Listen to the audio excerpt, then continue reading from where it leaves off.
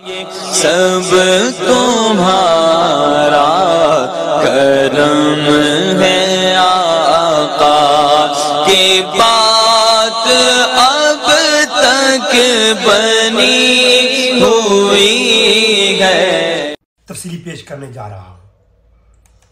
सबसे पहले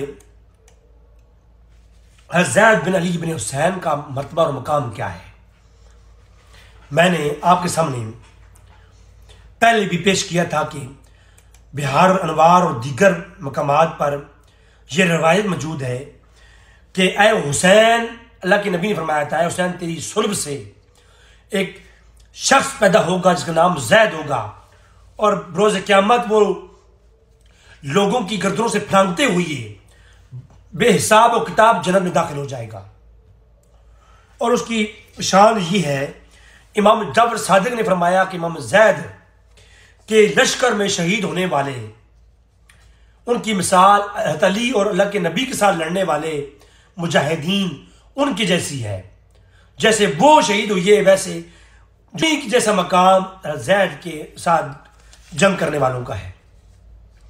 जिन ज़ैद का मकाम और मतबा इतना बड़ा है, हज़रत इमाम ज़ैनुल आबिदीन के जो बेटे हैं, कि शिया की किताबों में मैं कितनी किताबें पेश करूं, एक तफसीली गुफ्तगू बनती है।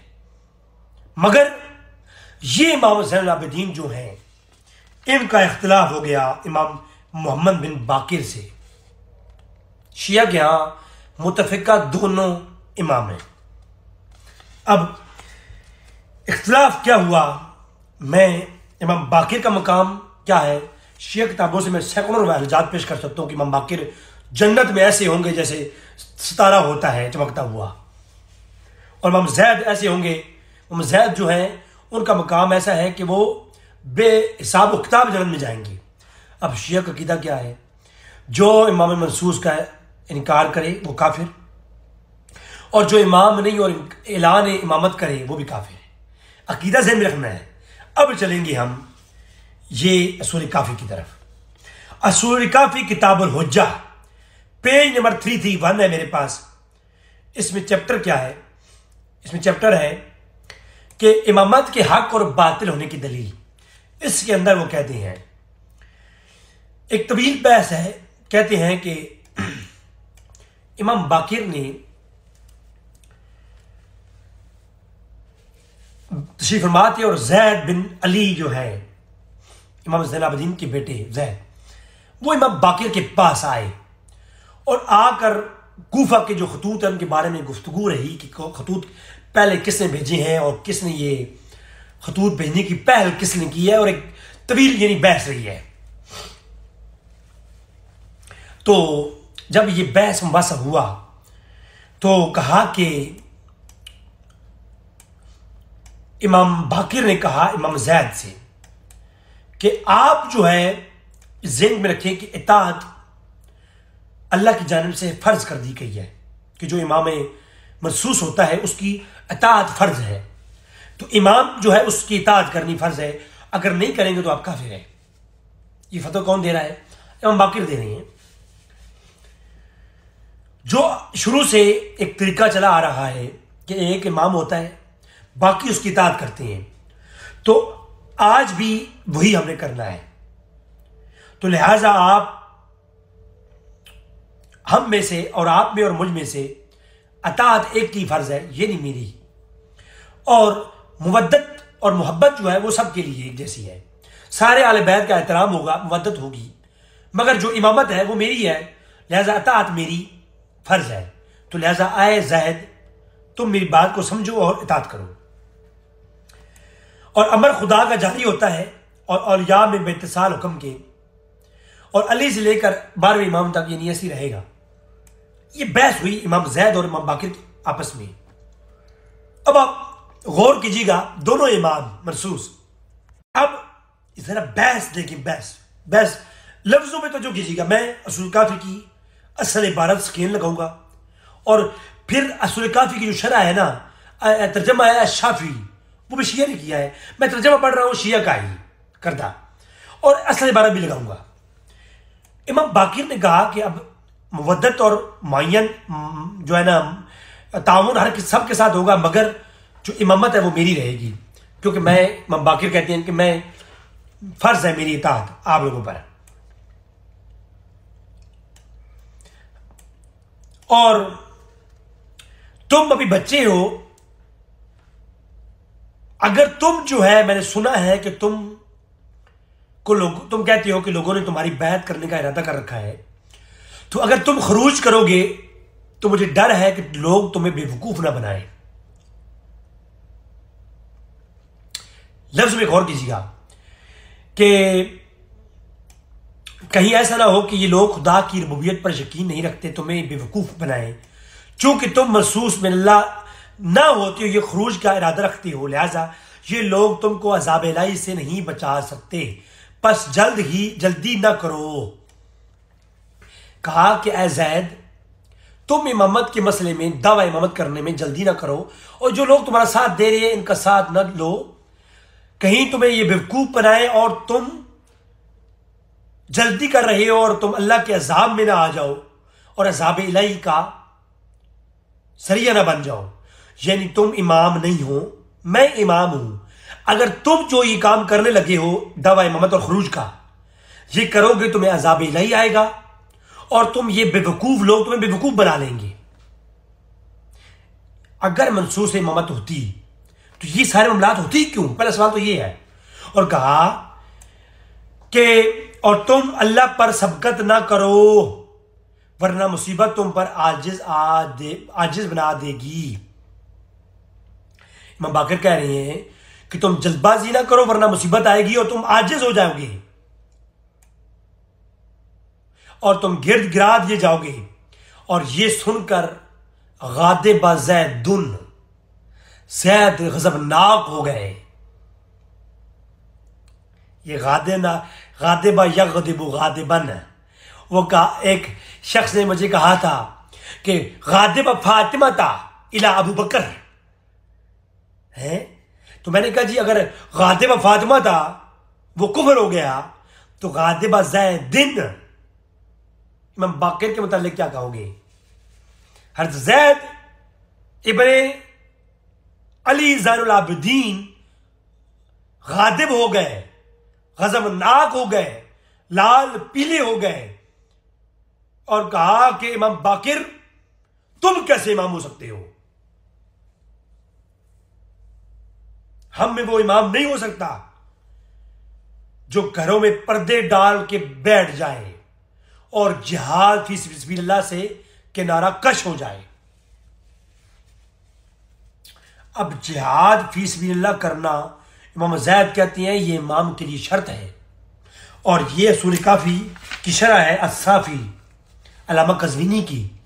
वो अस्साफी के अंदर कहती हैं इसी रिवायत की शरह में कहती हैं कि ज़ैद के नजदीक शर्त अव्वल है इमाम का जिहाद करना। अगर इमाम मासूम के लिए शर्त अव्वल है जिहाद करना तो अबू बकर उमर के खिलाफ मौला अली ने जिहाद क्यों नहीं किया? ये तो आगे चल के मैं बयान करूंगा। आगे इंशाल्लाह मेरी गुफ्तगू खिलाफत अली पे आने वाली है, वो तो आगे में बनु उमैया के मुतालिक जब डिस्कस होगी तो ये चीजें आएंगी। हाँ जी, इमाम के लिए शरूत क्या शिया कुतब में है और फर्ज क्या है, और इमाम अली ने वो कौन कौन से फर्ज हैं जो छोड़ दिए शिया के अकीदे के मुताबिक। तो कहा इमाम ज़ैद ने कि इमाम बाकिर हम तुम्हें इमाम क्यों माने? वो इमाम नहीं हो सकता जो घर में पर्दे डाल ले और जिहाद करने से रूगर्दा हो जाए। अब मुझे बताएं, इमाम बाकिर कहते हैं मैं इमाम हूं, इमाम ज़ैद कहते हैं मैं इमाम हूं और मैं जिहाद के लिए निकल रहा हूं, खरूज कर रहा हूं, तो मैं इमाम हूं। तुम खरूज नहीं कर रहे, तुम इमाम नहीं, और मेरे खरूज से तुम्हें क्या तकलीफ है? इमाम बाकिर को कहा गादिबा ज़ैदुन, हाँ जी इतने कम और हज तो बहुत कुछ पीछे है, हज सिर्फ मैं अभी आगाज मोहब्बत है, रोता है क्या? आगे आगे देखिए होता है क्या, अभी तो कुछ भी नहीं है भाई। ये शिया सुन्नी लोगों के माबैन लड़ाई झगड़े के अलावा कुछ भी नहीं है। ये वही इख्तलाफात साहबा और आले बैत के माबैन इख्तलाफात इज्तिहादी कहा कह दें या उनके आपस के मुशजरात कह दें, उनके ऊपर फतवे लगाना आपकी और मेरी शक्ल नहीं है। अगर फतवे ही लगाने का शौक है तो लगाए कि इमाम महसूस होता है और इसका मुनकिर काफिर है, और जो इमाम नहीं वो दावा इमामत करे वो काफिर है। इमाम ज़ैद कहती है इमाम मैं, इमाम बाकिर कहती है मैं। अब दोनों में से एक तो इमाम है और एक नहीं, काफिर कौन सा है? काफिर बताए ना, काफिर कौन सा है इनमें से? अगर ये मामला सहाबा किराम के माबैन होता, इतनी मोटी मोटी किताबें लिखी होती कि फला ये काफिर हो गया, ये असूल, उधर का असूल, इधर का असूल, इधर से असूल ये कह रहा है, उधर से असूल ये कह रहा है, और भाई इधर भी तो असूल कुछ कहे ना कि इधर असूल नहीं है। और भाई मुझे नहीं पता कि दुनिया में किधर से ये क्या लोग पढ़ा रहे हैं और क्या पढ़ रही हैं। मेरी उम्र के ये 30 साल में मैंने 11 साल इस्लामी दुनिया में शिया सुन्नी को देखते हुए गुजारे हैं। 11 साल मैंने शिया मदारस के अंदर दिन गुजारे, मैंने सुन्नियों में गुजारे, सुन्नियों के हर तबके में मदरसों में मैंने दिन गुजारे हैं। मुझे ये मंतक समझ नहीं आती, बरेलवी हो, अपने मसले का दिफा करना हो, ऐसी मंतकें निकालेगा कि अपने गलत को भी सही कह देगा। वो देवबंदी वहाबी उन सबको गलत कह देगा, और वहाबी हो वो जब शिया सुन्नी बरेलवी देवबंदी सब काफिर कहना हो, ऐसी ऐसी मंतक निकाल के लाएगा, फलां किताबें, इस किताब से, उस किताब से, इतनी बड़ी बड़ी है जी, सारी मंतकें निकाल करके अपना मसलक बना के रहेगा। और शिया हो सहाबा किराम को काफिर कह देने का मसले के ऊपर इतने बड़े बड़े फतूरे निकाल, इतनी बड़ी बड़ी किताबों के ढेर, लेकिन अपनी तरफ नहीं, कांच के घर में बैठ करके दूसरों में पर्दा हो रहा है। अब मुझे बताएं ना, ये तो चंद चीजें हैं। अभी मौला अली और मुफादमा सलामुल्लाह अलैहा की जात मुकद्दसा के मुतल्लिक जो उनके आपस में मुशजरात हैं, हज़रत अब्बास और अली के मुतल्लिक जो मुशजरात हैं, जिनमें मौला अली और मुफादमा सलामुल्लाह अलैहा की सख्त तलख कलामियां हैं, उनको मैं सामने नहीं ला रहा, क्योंकि मैं देख रहा हूं ये इन बातों से फिर नासबी ज़रात गलत फायदे उठाती हैं। मैं उन चीजों को सामने नहीं लाना चाह रहा। ये लफ्ज सिर्फ गादिबा ज़ैद दिन दिखाया है, ये अयूनुल अखबार मैंने नहीं दिखाई है, जिसके अंदर ऐसे लफ्ज हैं। बिहार अनवार में ये शर्मगाहों के लफ्ज इस्तेमाल किए अहले बैत के तार के लोगों ने अपनी अहले बैत के मुतल्लिक, लेकिन मैं वो चीजें नहीं ला रहा, क्योंकि फिर वो चीजें नासबी ज़रात जो है वो मौला अली और यजीद के दिफा तक की किताबें लिखी गई, क्योंकि बात इधर सुन्नत में भी ऐसे लोग हैं ना मनहूस किस्म के, जो अहले बैत के साथ बुग़्ज़ रखने वाले हैं, फिर वो उन चीजों के फायदे उठाती हैं। हमारा मकसद कोई ना अहले बैत के बुग़्ज़ को फैलाना है, ना कोई और मामला है। हम चाहते हैं जो मुशजरात अहले बैत और सहाबा किराम हैं, इनके ऊपर कलाम करके किसी इन दोनों में से किसी एक पर की तौहीन और तनकीस ना की जाए, उनके मकाम और मर्तबे को डाउन ना किया जाए, उन पर फतवा कुफर और मुनाफिकीन के फतवे लगाए जाए। ये मकसद है बस। फतवे लेने होते तो ये चीजें लेकर मैं मुनाज़रे करता, ठीक है, कोई शिया के साथ मुनाज़रे करता लाइव बैठ के हैं। कई लोग दावत देते हैं कि आए आप मुनाज़रे करें जनाब, हम हमारा फलां शख्स के साथ आपको मुनाज़रा करवाते हैं। तो वो मुनाज़रे मैं करता, मैं इन चीज़ों को आगे लेके आता, यूट्यूब अपलोड करता, मुनाज़राना गुफ्तगू तो हज़ारों लोग सुनते हैं। जो मैंने तल्ख कलामी वाली मुनाज़राना चीज़ें अपलोड की हैं उन पर व्यूज़ आप देख लें, लेकिन आम चीज़ों पर जो तकलीफ गुफ्तगू होती है इस पर व्यूज़ नहीं आते। क्यों नहीं आते? क्योंकि लोगों का माइंड सेट अभी वो मुनाज़राना है। जब तक शिया सहाबा को काफिर ना कहेंगे और सुन्नी इधर शिया को काफिर नहीं कहेंगे, तब तक गुजारा नहीं होगा। लिहाजा अच्छा बहस हम आगे चलाते हैं। तो इमाम ज़ैद ने कहा कि तुम जिहाद दुश्मनों को रोको, इस्लाम के अदूदे वापस करो और दुश्मनों को रोको। ये जो है और जालिमों को दफा करे और राह जिहाद में डट जाए, ये इमाम की इलामात है। और आप कैसे इमाम हो सकते हैं? तो लिहाजा जब इमाम बाकिर और इमाम ज़ैद के मुतल्लिक दरमियान में जंग हुई, झगड़ा हुआ, और इस झगड़े के माबैन यहां तक मामला आया कि फिर इमाम अलैहिस्सलाम ने कहा कि ऐ ज़ैद, तुम्हारे पास कोई गवाही है, कोई तरीक इमामत है, और क्या तुम अल्लाह के नबी से ये साबित कर सकते हो कि तलवार चलाए बगैर, यानी जिहाद इमामत के लिए शर्त है, और तलवार चलाए बगैर इमाम नहीं हो सकता, यानी मैं नहीं इमाम हूं। और क्या ये तुम साबित कर सकती हो कि दीन उलूम दीनिया से जाहिल शख्स, यानी तुम तुम जो उलूम दीनिया से जाहिल हो, तुम इमाम हो सकते हो? इसमें तुम्हारी कोई दलील है? आप मुझे बताएं यार, इतने सख्त लफ्ज इमाम बाकिर इमाम ज़ैद को बोले कि दीन उलूम से जाहिल हो तुम इमाम हो सकते हो, तो जनाब कोई फतवा नहीं आता है यार, हर बात हमारे लिए है। और गादिबा ज़ैद दिन, कोई हमें समझाओ यार है। तो इसके मुतालिक फिर वो आगे एक बहस अलग है, वो अगली एपिसोड में लाऊंगा।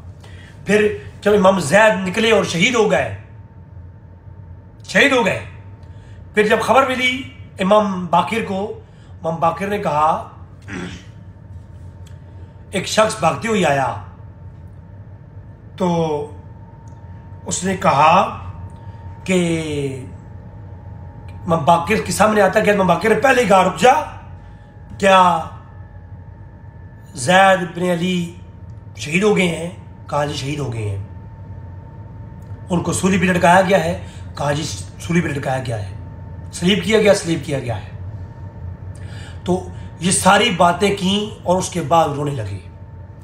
अगर ये जिस तरीके से इमाम बाकिर ने पूछा है, एक शख्स बैर से आया, अभी उसने जिक्र किया नहीं था, पहले से इमाम बाकिर को ये बात उनके इल्म में आ चुकी थी।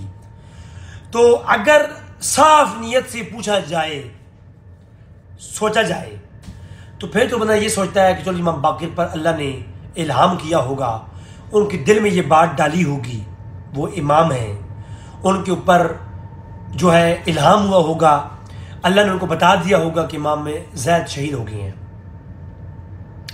लेकिन अगर शिया की तरह शैतानी दिमाग सोचा जाए, तो शैतानी दिमाग ये कहता है कि इमाम बाकिर ने खुद ही प्लानिंग की, लोग भेजे, उनको सलीब करवा करके, उनको कत्ल करवा करके, मुड़ के जब शख्स लाया, उनको खबर देने पहले से कहा रुक जा। अभी वो दरवाजे पे था।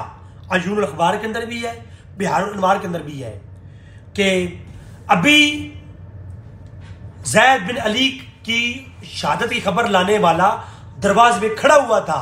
इमाम बाकिर ने शुरू पहले से कहा कि रुक जा, क्या शहादत ज़ैद की खबर लाए हो? कि जी। उनको शहीद कर दिया गया है? जी शहीद कर दिया गया है। उनको सूली भी लटकाया गया? जी सूली भी लटकाया गया। अब इस तरह कुछ बात कैसे कर सकता है? या तो उस पर इल्हाम होगा, या फिर कत्ल करने की प्लानिंग ही इमाम बाकिर की होगी। धमकी दी थी ना, तो कत्ल भी कर दिया अपनी इमामत के लिए। देखिए ना, एक है कि सहाबा किराम और आले बैत के मुतालिक अच्छी सोच सोचना कि उनके मुशाजरात में नेक नीति थी, तो फिर तो ठीक है। अगर बुरी सोच सोचनी है तो गादिबा ज़ैद दिन, जब ज़ैद गज़बनाक हुई है, इमाम बाकिर ने प्लानिंग की और कत्ल करवा दिया है जी। बात समझ नहीं आई है। जैसे कि उस्मान गनी और मौला अली के माबैन भी बाज़ लोगों ने अकीदा बनाया था कि उस्मान गनी की कत्ल में प्लानिंग में मौला अली का हाथ है जी। वो आगे चल के मैं गुफ्तगू लाऊंगा। तो मतलब ये है कि अगर गलती आपने चीज़ें निकालनी है, तो फिर तो आपके पास ओपन माइंड है, जो मर्जी बनाओ। तो फिर तो मैं तो सारे अहमा के दरमियान बनाऊंगा कि इमाम ज़ैन आबिदीन की कत्ल में किसकी साजिश हो सकती है? मोहम्मद हनफिया की, हाँ जी। और इमाम जाफर सादिक की कत्ल में किसकी साजिश थी? ईसा इब्न ज़ैद की, क्योंकि उन्होंने धमकी दी थी कि अगर बैत नहीं करेंगे तो हम आपके बच्चों को रुला देंगे, आपको मौत का सामान बनेंगे। ये लफ्ज़ मौजूद है। तो बाद में उनके साथ जो हुआ वो यकीन सी बात है। मुझे तो लगता है कि यकीनी सी बात है, इस रवायत की बुनियाद पर अगर गादिब फातिमा तक के लफ्ज़ आ जाए बुखारी में, उससे मुराद ये है कि अबू बकर सिद्दीक़ गए, काफिर हो गए, तो उन लफ्ज़ों से अगर आप इतनी बड़ी दास्तान खींच सकते हैं, मैं तो इन रवायात से जो इख्तलाफात हैं, इन पे तो मैं तो ऐसी दस्तानें खींचूं, खुदा की कसम शिया की तारीख हिल जाए कि अगर इसने ये प्लानिंग की और ये प्लानिंग करके इस आले बैत के फर्द ने उस आले बैत के फर्द मसूमीन इमाम मसूम को कत्ल करवाया। मेरे पास पूरे एविडेंस है।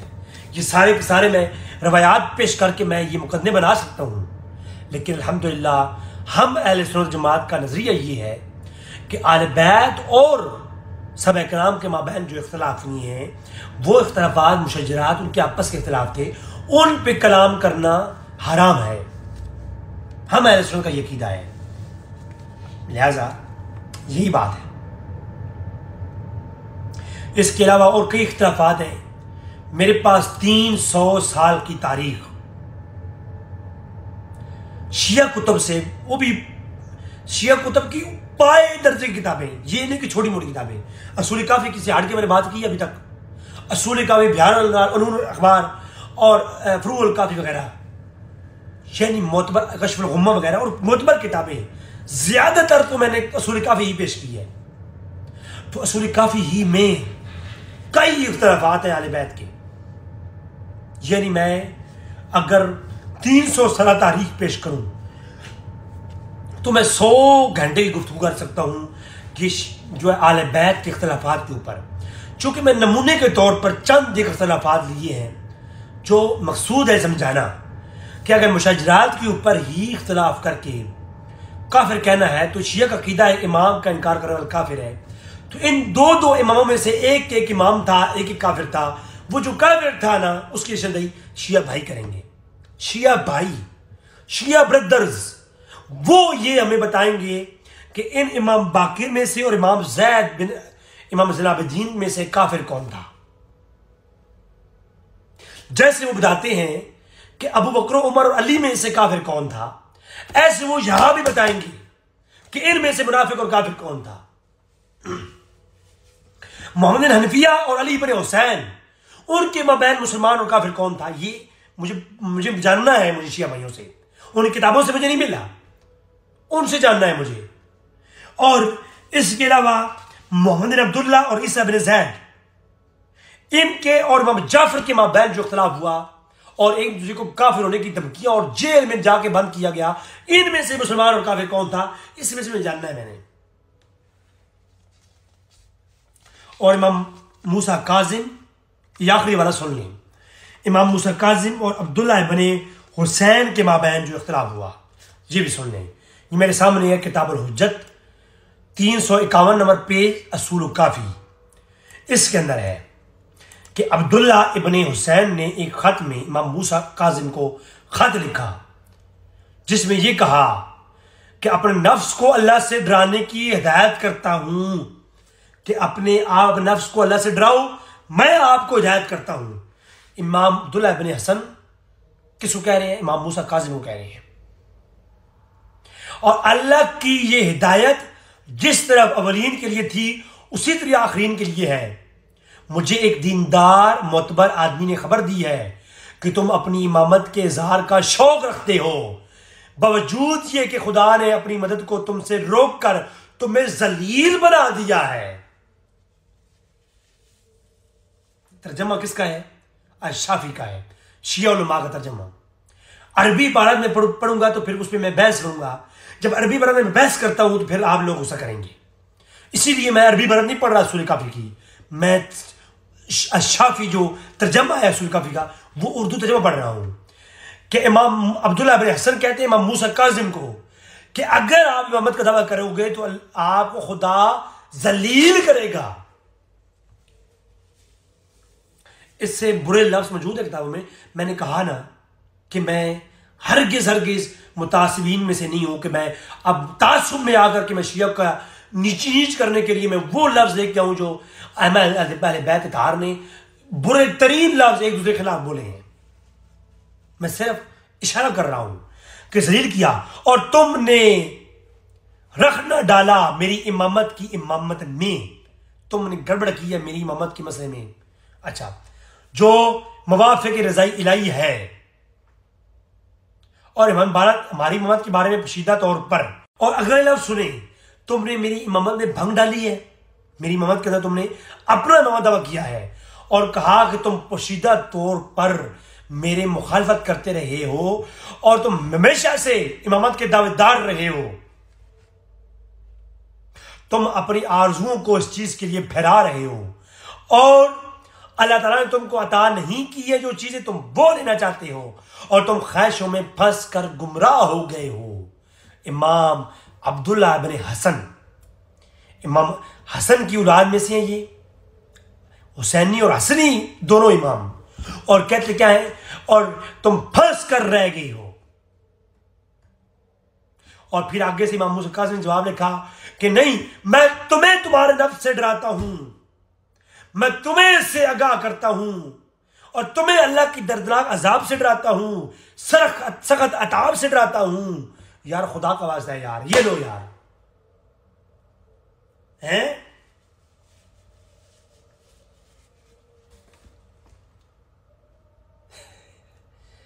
मैं आपको मिसाल देने लगा था लेकिन नहीं देता।